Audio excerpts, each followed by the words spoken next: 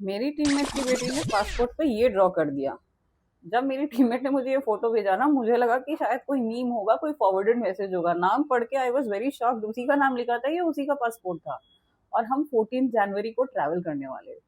Like हमारा office trip है जिसके लिए हम बहुत एक्साइटेड थे। मैं पहले भी ऑफिस से यूएस गई हूँ, बट ये पहली बार ऐसा हुआ कि हमारी सेम टीम से 3 लड़कियां एक साथ जा रही।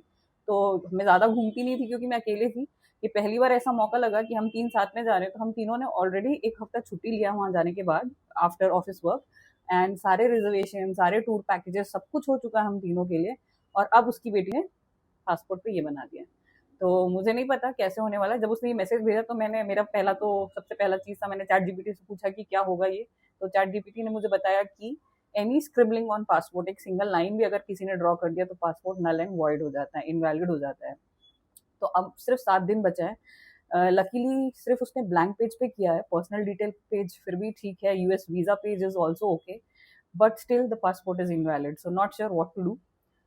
अच्छा, जब बच्चे ने ये किया, आप पूछेंगे कि बच्चे के हाथ में पासपोर्ट कैसे लगा, तो हुआ ये कि मेरी फ्रेंड सिंस ट्रैवल कर रही थी, उसने क्रेडिट कार्ड के लिए, फॉरेक्स क्रेडिट कार्ड के लिए अप्लाई किया। क्रेडिट कार्ड वाला उसके घर आया फॉर केवाईसी वेरिफिकेशन, और उसने उससे पासपोर्ट मांगा टू डू द केवाईसी। उसने पासपोर्ट दिया।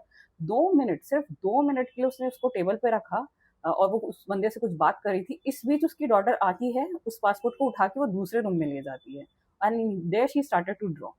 उसके हस्बैंड को थोड़ा डाउट हुआ कि ये लड़की गई कहाँ, क्या कर रही है। वो जाकर दूसरे रूम में देखे तो देखा कि ये पासपोर्ट पे ड्राइंग कर रही है मैडम।